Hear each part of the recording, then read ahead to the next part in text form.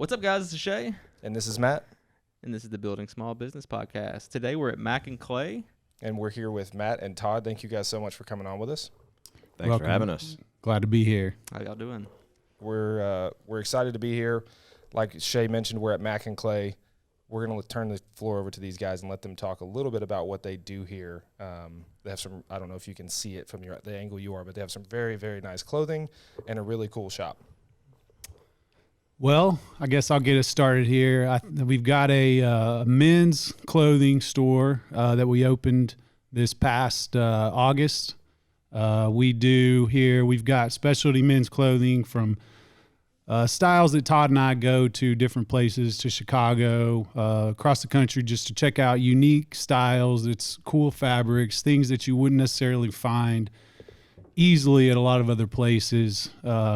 And we've really created a cool, intimate shopping experience where we're hoping that guys can come and really shop three different ways is what we kind of have created. One's just in the store, traditionally come in. Our hours are a little unique, but we'll kind of get into that. We also have the website, so go to the website, shop online. Everybody's pretty used to doing that. MacandClay.com. Keep plugging it. And then we also do what we call a style box. That's it's a no subscription, no commitment deal where Todd and I kind of use our style expertise to put together boxes for guys that either don't enjoy doing that or don't have the time to do that. And one of the cool things that we do, we've kind of keeping this on a local level. We'll actually drop this box off to your house, let you take some time, sift through it, try it on at home, at your leisure, and what you keep, pay for, what you don't, you just drop back up on your front porch and we come pick it up. Yeah, we were putting a couple of those together when you were walking in, kind of in the back. So maybe we'll bust those out. But that's a fun part of the business and strategy as well. So yeah, I'd love to check that out. That'd be pretty cool. So I'm assuming they're one of your competitors, but it's something similar to like what a Stitch Fix box is for someone like to compare it to that. It is. I mean, that's the idea. I think when Matt and I were putting this concept, I always kind of like to say on the back of a napkin. I mean, because we just really kind of. I mean, it's not like we revolutionize everything, but it is. We think it's kind of unique. We were just trying to make things easy on guys who don't like to shop. I mean, I hate to shop. Matt, we talked about he doesn't like to shop. So how can we make it easy on guys who still want to look good, who want to shop, but just don't want to do it? So we kind of took that Stitch Fix, but we tweaked it a little bit. So for like a Stitch Fix or a trunk club, you actually pay a fee. And then you have to, I think the hard part about it, and the thing I hate about online buying in general, is you got to return crap. Yeah. Like you got to put it back in the box and you got to send it back. And especially with clothes, I mean, it's a crapshoot as to what fits. Even every brand, something fits differently than something else. So we hope this concept will be, not only are we dropping it off to you, but we're coming back and picking it up. So you want to talk about a convenience factor that, we think is hopefully going to be a differentiator. I'm probably going to become a customer. So I was on that other train, and I had like 2 boxes of clothes that I never shipped back to one of those online retailers and probably spent $350 on clothes I couldn't wear because they were too big. So, I'm probably going to get in on this. That's wild. I like the attacking of a niche that you guys kind of saw, that an opening there and a chance to solve a problem. Like at the end of the day, a business is only solving a problem. What made you guys want to, we've talked about that you saw an opportunity, but it's one thing to draw on the back of a napkin that you would like to start this, but what was the thing that propelled you into owning a men's clothing store? Well, I'll kind of start it as my background and my history is in clothing, different kind of clothing. It's formal wear. My family owns a business here in town, Gino's Formal Affair. So I've always been involved with that. And I think I always tell people what started to happen to me is I think people knew me from that and they took it. It could be like somebody was going to any event and they would think, I need something to wear. Let me text Matt. And I would get text that's like, hey, I'm going to such and such event. Can you help me out? And they weren't looking for a formal wear. They weren't looking for a tuxedo, a bow tie, but that's what that's what Geno's Formula Fair was. So I kept thinking about, that's not what they're looking for. And it actually, Todd was actually in the shop with me one day, and I was explaining to him that I had this idea because of these guys. I just didn't feel like there was a place for guys to go and shop that was current and an atmosphere that wasn't closed, loaded all over everything. And so I'm explaining this to Todd, and he says to me, I'd be interested in that. And I thought to myself, like, yeah, Todd, you'd be a client, man. You would buy from this type of a place. And he was like, no, I would be interested in that model. And that was the start of, when the napkin, then it became a napkin, and, we kind of took it from there. So you said you've had it for a year now? Is that what you said? Close. So you started it last year through all the craziness going on? So our grand opening to the public was in August of last year. It was at the end of August. We did a sort of a friends and family opening at the beginning of August, but at the end of August this year, we'll put together sort of a party and throw a 1-year celebration. We incorporated in the fall of 2019, and then we broke ground on this building, signed this lease in February of 2020. Oh, right before March. Ouch.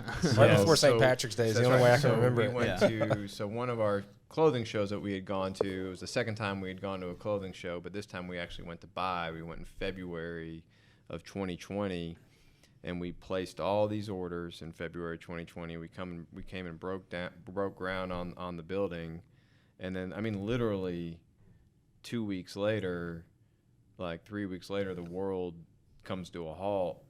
And Matt and I are looking at each other like, holy shit, like, what? Do we have to pay That's our right. lease? It's 2 weeks to flatten the curve, and then it's 4 weeks, and we're still building out. Stuff's coming, it's just like, what are we going to do? Looking through the lease, trying to find out. Is there an exit clause? How solid of a lease is this? So can we get out of here? Yeah. But so we decided to push through. We decided that, I don't think any of us envisioned it was going to be what it was. But we said, no matter what, we think we've got a good idea, and we'll push through. And so we opened amidst all the craziness, and followed all the rules we were supposed to follow, and tried to, I think this whole atmosphere is very intimate. So, we're not trying to have masses of people come in here. When you're coming to buy, we want you to have a personal experience with us. So I think that helped throughout that process.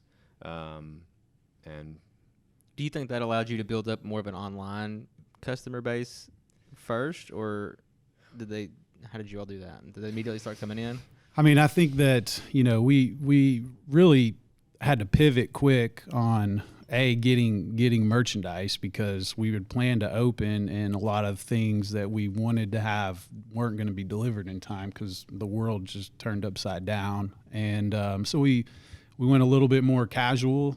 Because what was everybody wearing during that? So, and our model was always going to be really a hybrid. We want it to be a lot of online. But I think that we have to start building a clientele and kind of training them about our model, because we feel it's a unique model. Our hours are unique. We're only actually open right now Thursdays, Fridays, and Saturdays to the public. We're usually always here, just so everybody knows. Like it's not like we're never here any other time, but that's our traditional retail shopping hours, is those 3 days. And so it was always the plan to be online, have a good presence online, so that, and I think having in COVID, it was a lot of appointments. Everything became a lot more by appointment, which is that's a wheelhouse for this model.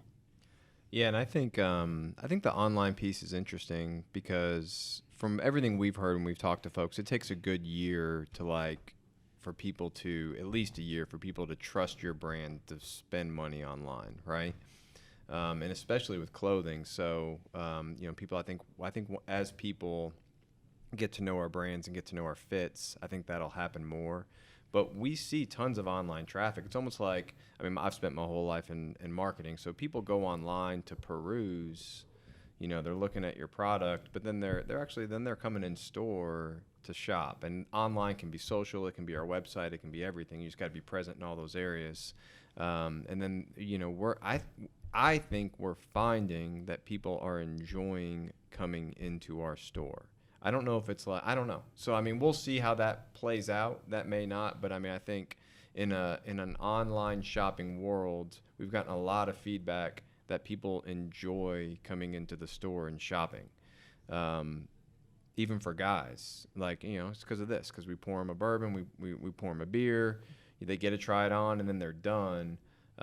So I will see where that goes, but that's kind of where we're at right now. If Walmart gave me beer every time I walked in, I'd probably go a lot more often. I'd look like some of the people walking around there probably. Two things. So this is so that you guys can keep me accountable, so I can remember what I'm talking about. Your past in marketing, you said. That's one thing I want to hit on. But two, the experience inside the store. If I could just speak to that myself, came in here literally looking for a specific shirt for a specific event, and then also realized that they had a specific brand shirt here, and walked in just to chit chat for a second. Was like, all right, I got to check out these button downs or else I'll walk out to my next appointment. I won't remember anything. It was really cool. They did offer me bourbon. I couldn't take it because I had appointments afterwards. But yeah, it felt for lack of better words, makes you feel special, or makes you feel. I was in the changing room, and they're like, "Oh, do you need a different size? Let me run that to you." Like, it's cool. There is no chicks' clothes to navigate around. There is no piles of clothes to navigate around. You come in, and there's different styles, different flavors, and then you pick what you like and you go on. Yeah, it's really small, like you said, intimate in here. So like you don't really feel awkward if you holler and say, "Hey, I need something" or whatever. Like it's not like there's gonna be 100 people in here. Yeah. So I think that's gonna help a ton. Yeah, I love that. And then if you could just, I guess, both tell us, you have a history in apparel, like you mentioned, but your history's in marketing. It is. I mean, that's what I went to school, believe it or not. This dates you guys because you guys are younger, but I went to school to be the next Dan Patrick. That was, I don't know if you guys remember the old school Sports Center, like Keith Olbermann, Dan Patrick. Those guys are funny. So that's what I went to school to be and wanted to be in sports. Transitioned that into a career in sports, selling the sponsorships for UK Athletics. So did that for like 10 years. And then the last 6 years, and still do, work for WLEX TV, and just a career focused on marketing and advertising with small business. So even when I was with UK Athletics, the company was actually either Host Communications or IMG. Now the company that does that is a company called JMI. Or when I was with WLEX, I mean, my focus has always been working with marketing folks. Now I've been on the sales side, but when you're on the sales side of marketing and advertising, you end up being an expert and helping your clients. I mean, kind of like any salesperson. So, but really when I went to WLEX, and now I run our local sales team, you work with these small business owners, you know, like who Matt and I are now. And a lot of them are, you know, they're amazing at what they do. And they just don't have time a lot of times for the marketing piece. So I mean, we're creating commercials for them. We're doing their digital marketing. We're doing all this stuff for them, and you know, it was a huge benefit to doing this. Just in, you know, seeing what works, what doesn't, kind of walking that path with small business owners. And I think that's one of the things I think that makes our partnership, Matt and I's, work really well, is he's got such a background in really running the operations of a small business. And not that he didn't have to deal with marketing and that sort of stuff, but that was some of the expertise that I had and I was able to bring to the table. So it's made a lot of sense as we've built this business out. It probably really jump-started the business there, already knowing how to do all of that. Like, you didn't have to, like, kind of figure all that out. You already know how to market and everything like that. You're right. And even just the nuts and bolts of, like, I mean, just setting up your Google Analytics and setting up your page so people can find you, and you know, Facebook page, Instagram page, just, you know, spending, you know, we don't spend much money on it, but just setting that stuff up is it's a pain. Trust me, I know. It's the stuff you take for granted, but then like you're like, exactly right. gosh, damn, man, there's like 50 different things you got to do just for somebody to say Mac and Clay and it pop up on Google. That's exactly right. You got to get something in the mail, like it's ridiculous.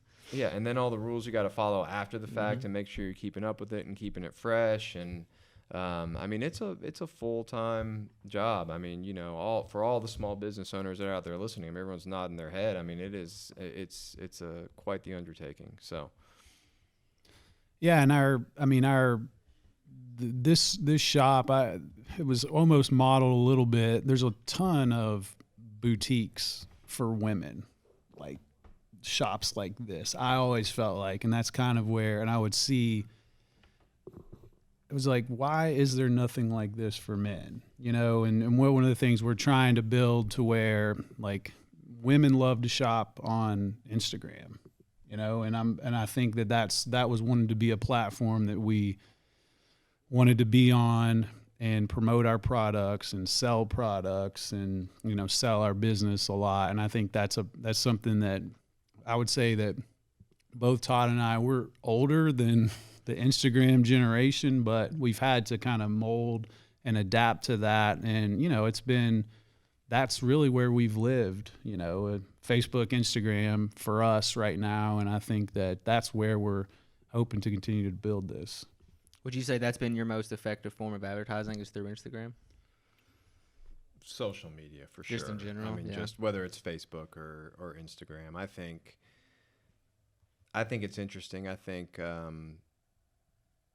you know, they're two totally different demos, Facebook and Instagram. Oh, we've talked about that before. Yeah. I mean, so you know, and also the analytics or the algorithm, however you want to phrase it. Like we've found I mean, you could probably speak more on this, but it's entirely different. The two of them. It's entirely different. Instagram's more friendly. People are a lot more friendly. I mean, you know, and on all facets, right? Yeah. But from a pure algorithm standpoint, it's more friendly. I mean, Facebook is brutal when it comes to the algorithm, and if people don't actively engage in your content, I mean, you just get buried. So for us, Instagram's been, I think you see more activity, you see more interaction on Instagram, even for our stories as I track who's watching and everything like that. We get way more interaction on Instagram than we do on Facebook, even though probably in some ways, I mean, the Instagram demo is really good for us, but like Matt and I think we really almost have two actually, to pivot, we almost have two target demos. As you can see in the store, we've got a younger demo for some of our, like for the button up that you bought, you know, and things like that are more fun, more go out, like, you know, you're still going out. Now there are older guys that buy that, but that may be more of like a 25 to 40 demo. And then we've got our custom suits, custom sport coats, custom shirts. And that's probably more like a 35 to 55 demo. So that's almost like more of a Facebook demo, whereas the other stuff is more of an Instagram demo. So it's just kind of interesting as we're seeing that and working through that, and you know, but they're two different spaces for sure. It's cool getting if you really pay attention between Facebook and Instagram, like you said, the different demos you'll come across. So like we run our photography business, and a lot of times on Facebook we'll talk to like our potential clients' parents on there, yep. But then they're talking to us on Instagram. So like it's you get both sides. Speaking of Facebook, people being a little more rude, I don't know why, but I think it was one of the first podcasts we put out. It was like second or third or something, and great listen. I couldn't stand this, and this, like talking about the person who we interviewed, and I was like, dang, delete on Facebook. I don't. Sorry, whoever you were, I don't remember who you are, but don't put that kind of stuff on people's pages. Just be nice. Yeah, that's right. But no, it's wild. So have you guys seen like in person the demographic that you're seeing come into the store? I guess, do you poll people to see where they came from or where they heard about you, or have you guys seen the two demographics kind of walk straight in, or? use you? I mean, I think we do definitely. We try to poll, and if it's somebody that we don't know that walks in here, we absolutely want to know how'd you hear about us. I think what we found is, it starts. It's like a lot of things. It starts a business like this. It starts really close to us. Like friends, family, and it really builds off of that. And one of the things that I think that's we're hopeful. We know that's happened, and we're hopeful continues. Is like, hey, you came in, you bought that short sleeve button up shirt. You go out, somebody says, "Man, I like that," and then where'd you get it? And that is where we have seen, the new business pop in. It's like somebody comes in, hey, well, I was out the other night, and so had a really cool shirt on, or whatever that was. Told me about this place, so I wanted to check it out. I'd say that's kind of no doubt. I mean, as a career marketer, there is no better marketing than referrals. I mean, even for a clothing shop, man. I mean, and that's where our best business comes from. Repeat customers and referrals. Now we're getting people that are seeing us on social and popping in.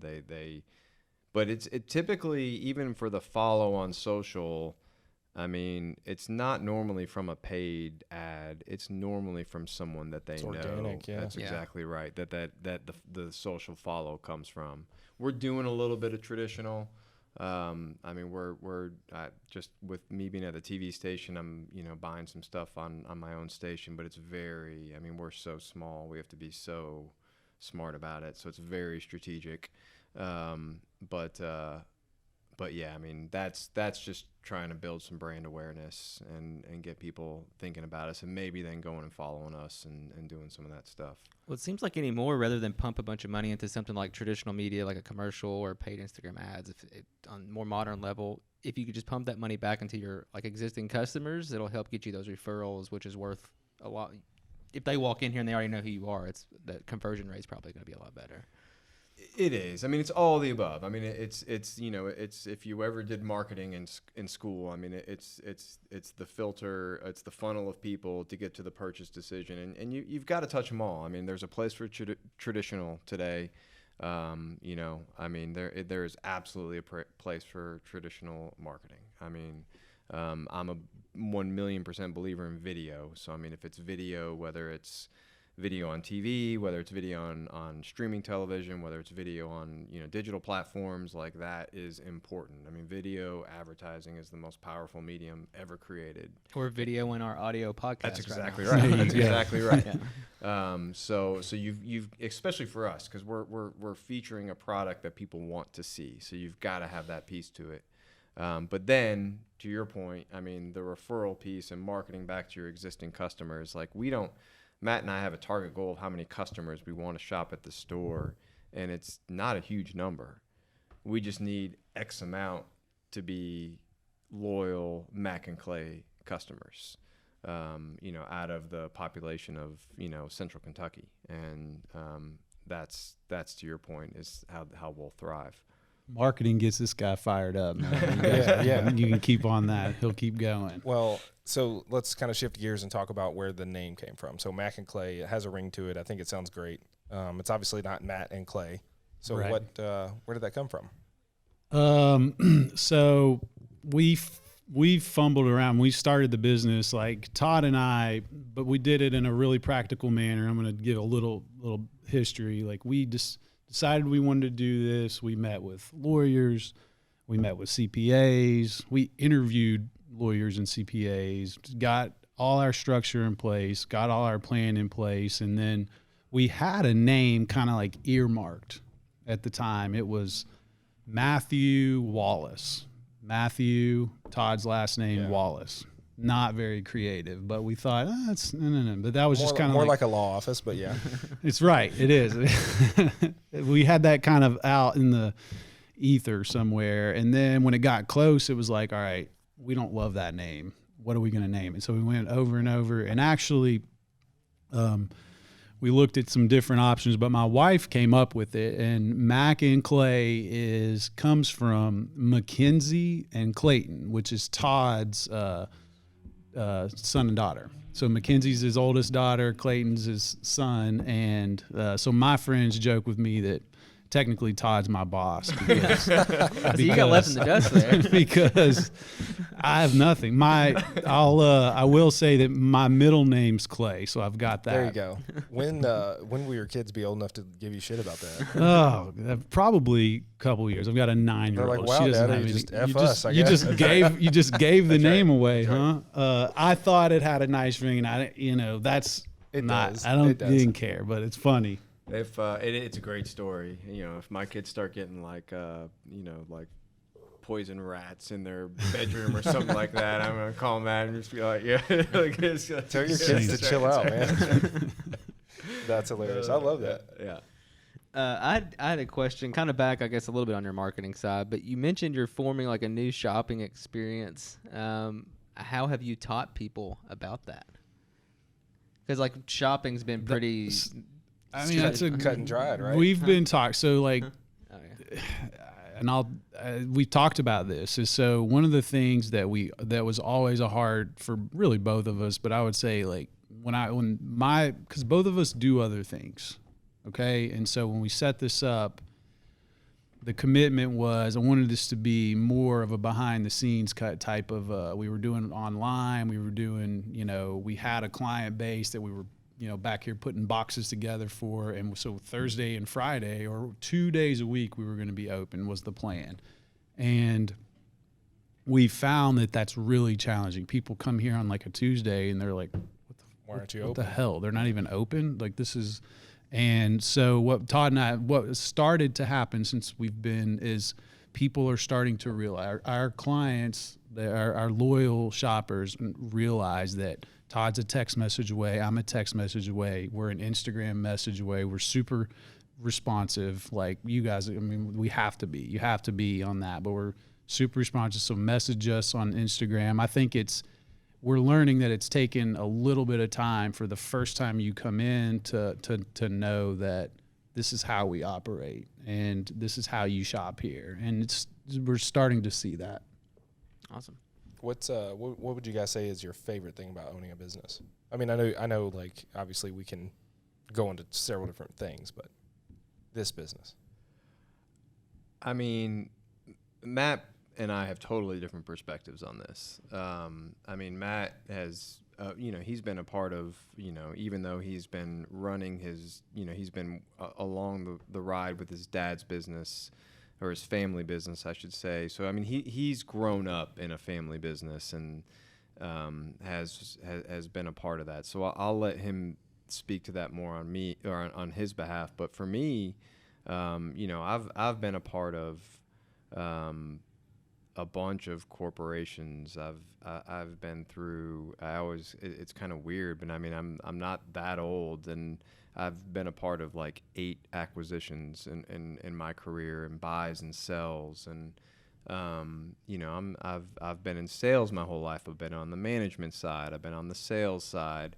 So I've kind of been corporate my whole life, but then I've always worked with small businesses. So I've kind of had to play both sides, and for me, just stepping on the other side has just been incredibly enjoyable for me. Just to wear that hat of business owner as I've been working with all these people all these years. I mean, I don't think I've ever even told Matt this. I mean, over the course of my career, I've probably wrote like 10 different business plans of things that I've wanted to do, but haven't ever actually done it. So to finally do it,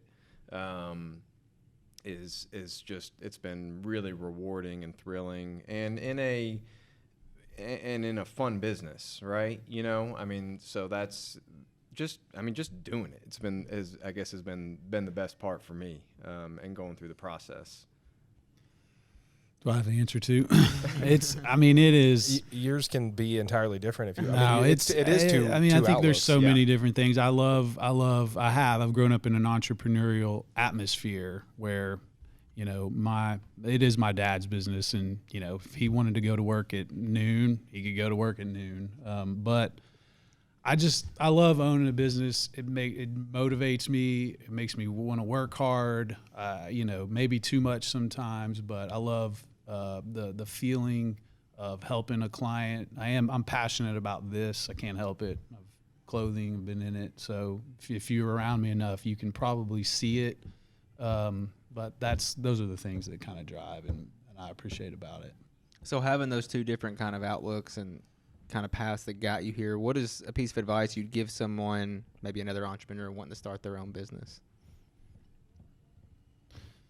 I mean, my advice and what I think that Todd's helped me with this is I'm super impatient. Like when I get an idea and want to do something, it's like, let's go, let's get it. Let's open it. Let's get the lease signed. It's like Todd's like thoughtful and wait a second, like how is this, and do we have everything lined up? Is financing lined up? Is what kind of business structure do we need? Who do we need to talk to? All those things are. I mean, it took us a year to go from when it didn't have to take us that long. There was a lot of research. We went to clothing shows together just to say, here's the brands.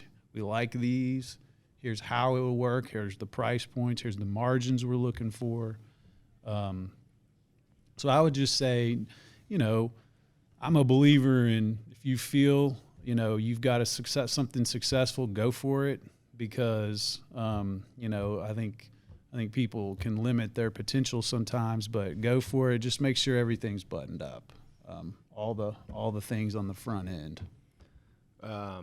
So that's interesting. Matt said that. So I would say almost on the flip side to where like for me, because I did those things, but for me, it was great to have Matt as a resource who had done it. Like, so, I mean, he made me seem to be like wise in that scenario, but I was doing everything for the first time. So I was going through all those processes because there was a lot of ignorance on my part. Right. So I would say have wise counsel. Like you've got to have a strong, even if you're not entering into partnership with somebody else, I'm a huge believer in good people around you. I mean, I don't care if you're opening up your own business and it's just on you, you've got to have a support system. So whatever that support system looks like, if it's other entrepreneurs, if it's friends that will tell you the truth. You got to have those people that you can bounce things off of to then make that leap and go for it. I think that's super important. Heck yeah, I like it. Love it. Well, that's pretty much all we got for just the regular segment. I think I would go with the last thing that you said is keep good counsel, or even if you don't have a partner that's already been in the industry, seek out people that have done what you've done before or try to benchmark your business off of theirs. Yeah, I mean, your all's two pieces of advice kind of merge perfectly together because, like you said, if you have an idea, just go for it, do it, get it done. But, I mean, you have to have some smarts about you. You need to figure out how to do it. You need to consult with people who maybe not in that exact field, at least have been in business to know, hey, you need to kind of get your ducks in a row here. And then I really liked how you said have friends or just anybody who will tell you the truth. Yeah. That'll be wise and like let you know where like maybe you're getting a little off path and kind of keep you straight and stuff like that. But friends that'll tell you the truth, but you got to know the difference between a friend that'll tell you the truth like in a productive way, and then the one who, and even the people sometimes closest to you may have a hard time, that. So it's a fine line. So ultimately you do just want to go for it. But are you talking about somebody that might not be encouraging? That's exactly right. Yeah. Why would you do that? Yeah, exactly. You got a job. Yeah. That's right. Cool. Well, now's the time for our 5 burning questions. I don't know if you guys had time to review these, but we're going to go right into them. You want the first one? I'll do it. What is one thing when starting your business you would change or do differently? Not open during a pandemic. Yeah. There you go. I'm just going to copy that because there's not a whole lot of difference. It was a struggle, but what was the hardest thing about it? Like the supply, like where you couldn't get your product in? Was it not having the customers? Was it just everything all at once? All of the above. Yeah. I mean, for us, we were a business. I mean, so when we had to pivot. I mean, we thought if you look in the store now, there's a lot of T-shirts, a lot of polos. I don't know that when we opened the store, we envisioned it looking like that. I mean, you've got Keeneland here. like Matt's background and getting, like he said, getting people dressed up for events. I think we always envisioned it being maybe a little more, not use the word formal, but along those lines. A little more buttoned up. Yeah. So I mean, we immediately, Keeneland's canceled. I mean, we bought for Keeneland. I mean, 'cause you have to buy 6 months in advance. So we bought for a Keeneland season, and then that doesn't exist. You buy for a fall wedding season because you're buying sport coats for things, and that doesn't exist. So we just had to completely pivot. I mean, we pivoted and made some good decisions, and we pivoted and made some dumb decisions. But do you like the style that you all have now, or do you try to plan, or do you think you'll plan to go more formal? Man, I think this we're gonna play it how our consumers have dictated how we're gonna what the store is gonna look like, and I mean I think it's basically what we envisioned. It's just it was like I told we were gonna have to fall on our face a little bit to start a brand new business, and we're going to have to get to know, and I think we've done that. We're through a few buying cycles now, and we've got some really cool brands that we're excited about. And yeah. I have a question about that. How does buying clothes work? Do you all, like you said, trade shows earlier? Is that where you get the bulk of your ideas from and meet suppliers? There's trade shows, and I think that's, they've been around for forever, places to go look for them. But probably like you got, we find brands that we get ads served on Instagram, and I would buy stuff, and sometimes it's nice. Todd and I will take a gamble here in store on brands you might see on your phone sometime, like, oh, that'd be cool. We'll take a chance on it here if we like it and we test it out. You can come here and check it out before you buy it, and so we're constantly looking for unique and creative ways to do that, but those are the two main ways. I've got a question that might steer us off the path of our 5 burning questions, but the pandemic, the different clothing, do you guys think that style has changed? I know it's a very broad question, but has maybe not style has changed, but the amount of people that care, or the amount of people that go out in public enough to care, however you want to phrase it? Yes to all. I think like most of the world, everything changed in this last year, including the clothing that people are wearing. And right, wrong, or indifferent, I think it's changed, and I think we've pivoted, and I just think that the days, unless you're in certain industries, the days of wearing a full suit and stuff, I just don't think that I don't know that it'll ever go back. And but I also think, and we hope, but I do think people still need to look nice. But I think you can look nice in a sport coat and a pair of jeans, without being in a full suit. Now, if you want to be in a full suit, which I still believe there's a great place for a full suit, and we still wear full suits, that we've got that for you too. So yeah, I do think style has changed. Is it because of the pandemic? I don't know. I mean, is it because, I think sometimes in Lexington we're a little, we're not Europe, we're not New York, right? So how can we take some of the stuff that's happening and maybe some of those bigger areas and bringing them here and make it fit where we are? I think there are some things that people wear around here that Matt and I are tired of seeing.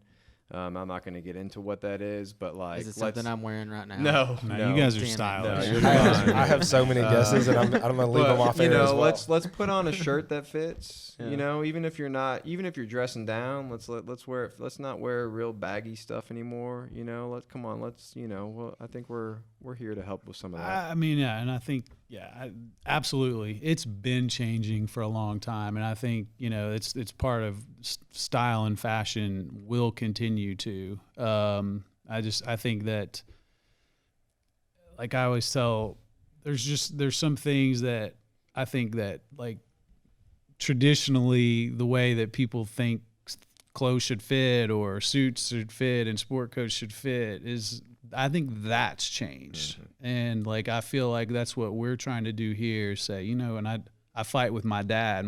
We've got some more European influence in the. A little bit more European influence maybe here, but it's just those are the things that we want.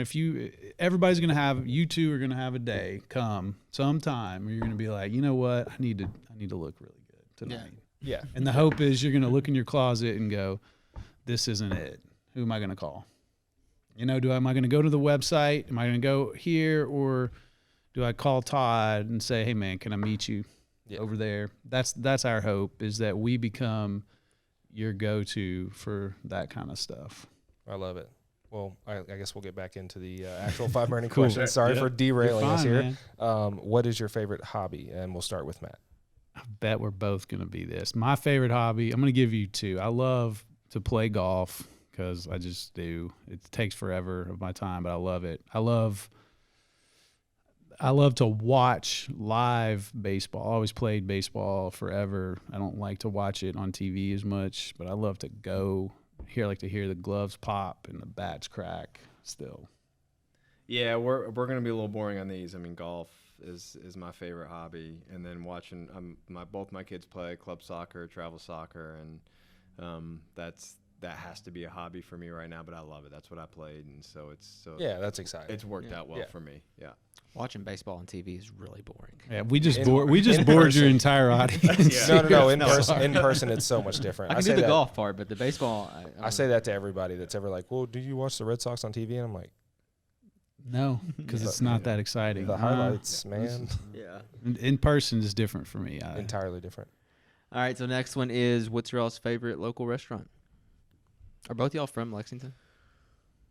I mean, Matt is. My family moved here from Chicago when I was in grade school. Might as well be from Lexington. So I'm a Kentuckian. Yeah. I'll give you mine. It's probably boring, but I'm a Bellinote. That has been my family's favorite. My family's. I've got Italian heritage, so that's technically kind of a locally owned company. It really is a local owned company. It's a Fazoli's thing. Is it really? Yes, I used to work. My first job was at Fazoli's. We talked about this, Palomar Center. I got that. That's where they came from. Yep. Huh. Well, they own other stuff though. They own the Smashing Tomato. Smashing Tomato. I don't know who owns what, but basically those two are at least were Toyotas, in 2000. And don't quote me. This is 2004 or whenever I got a job 5. But yeah. Now I like a lot of other places. I would give it. That's like my family loves it. That's our spot. My wife and I are big local restaurant connoisseurs. So this is a tough one. I mean, like, this is a hard, and there's so many great local restaurants out there. He's trying not to make anybody He's mad. in trouble. Right. He's going to get in trouble for this somehow. But I mean, if you made me because I'm a big atmosphere guy. Gun to your head. That's right. I'm gonna go Coeur d'Alema. Ooh, that's a good one. Solid. I mean, I just love. Is that the first time? Yeah.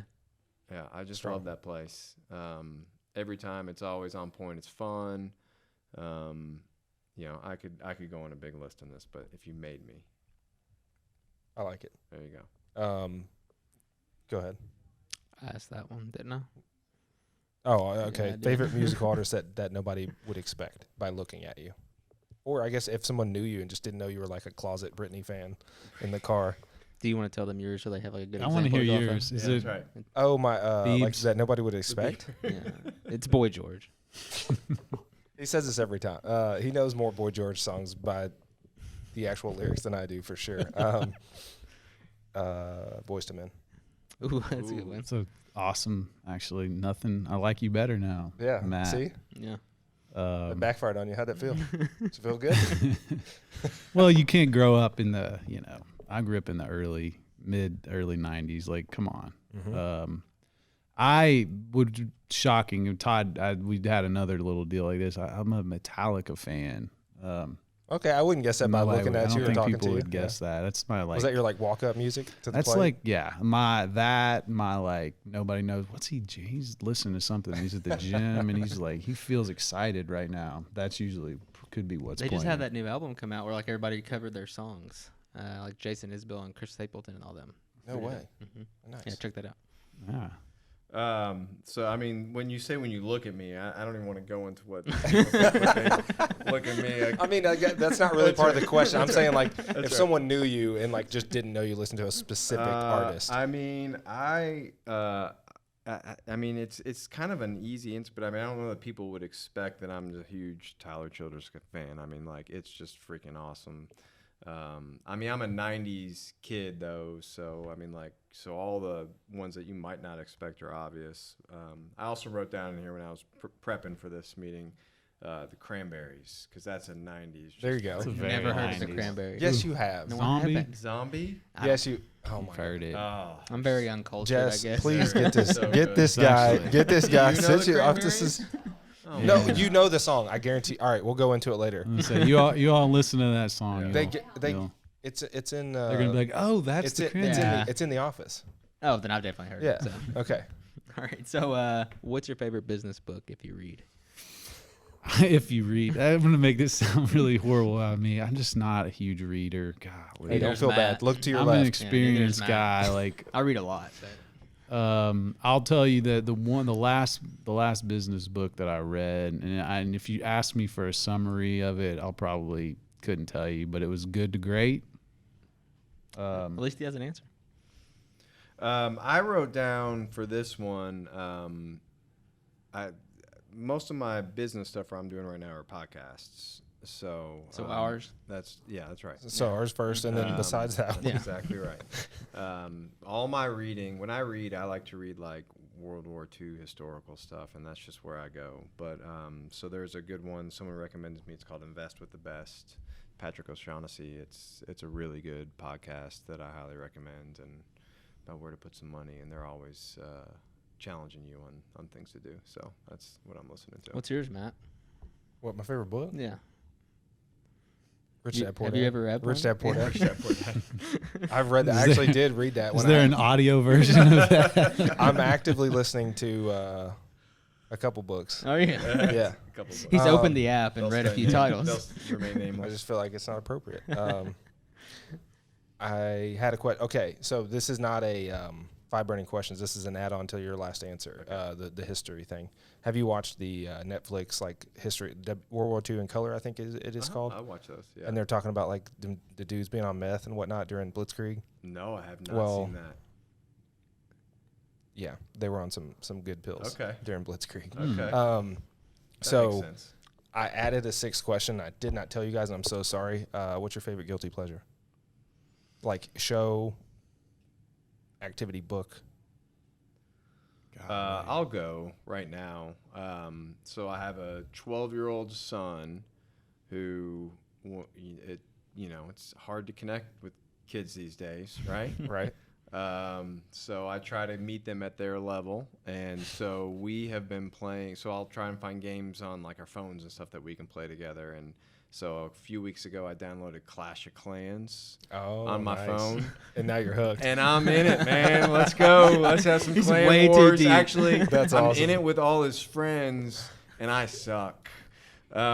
So like I'm not good enough to be in their clan war, and so You're a liability, I dude. am. So no, Damn I don't it, even man. make the cut. I'm not even a liability. Like I just don't even like. But I'm trying. They're like, oh, his dad's on. That's Jeez. right. I'm making my guys. I'm building my base. Like I'm trying to get there. He's probably like, So, you little punks. yeah. I can buy more coins though. So It takes I'm practice. It takes practice, Hey, man. man, you gotta check that crap all the time. I'm always on him about his phone. I'm like, dude, it's because he's playing Clash of Clans. He's got to be on that crap all the time to be really good. So You secretly love it. I huh? do. That's right. hilarious. That's a good one. Let's see. I don't really have I would say guilty pleasure. How guilty? I like to smoke stogies. I don't know if that's how guilty I should feel about that, but You're good. I was just thinking not- like Bachelorette on TV or no, something. I'm you know? not. I'm not. I would Not say everybody's TV you. shows. I love a lot of TV. I've watched a lot, but I don't have any that's like you would be like. One I've been watching lately a lot is 30 Rock. I don't know why. That's been a show that's not been. guilty at all. That's a classic. I've never seen that either. It's good. So Yeah, I'm just boring, pretty much. I think. But my kids aren't old enough to start the video game process yet. So Oh, there'll be something crazy out by the time you're ready. Yeah, wait till y'all get the VR headsets. Those are the cool ones. okay. So, yeah, my son has that. Yeah. We've fallen through a damn TV. Man, when you get Yeah. you're not old enough. When you get to be my age, like you put those things on and like it's not an enjoyable. It's just experience. disorienting. Like, it is. I'm like, I don't know what's going on. They could be doing anything out That's there and right. you wouldn't He's got know. this one game where he's stabbing people. I mean, people are stabbing me in the neck, and it's just like I'm falling on the ground. It's just That's awesome. All right. Well, this was a pleasure, guys. Thank you guys for I joining love us. you it. guys for doing I'm gonna go shopping. So Well, do it, man. Yeah. Don't go anywhere. We're gonna bring some boxes out here and kind of have you guys Yeah, show us what what you put together for Yeah. people. So, Yep. thanks for joining. Yeah. Thanks, guys. I'm Matt. This is Shay, and this was the Building Small Business Podcast.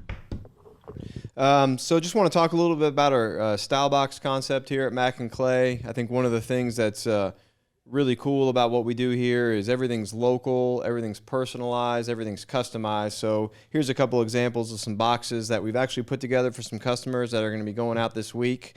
For this one here, which is what I'll highlight. This has been a customer that's gotten a few style boxes from us, so we're starting to learn what he likes. So we just, we put together a polo, a pair of pants of ours, and a belt. So this is an actual outfit that'll go together for him. And then even underneath it still, there's more. We've got a shirt and a button-up shirt here, and then a pair of pants to go with it. So, again, all knowing his size, as we've learned what he likes, we're putting it together for him. We'll drop this off at his door, ask him to let us know in a couple days whether he wants it or not, and then we'll just come pick up what he doesn't. So it's that simple, and, just give us a shout at Mac and Clay if you want us to put something together for you.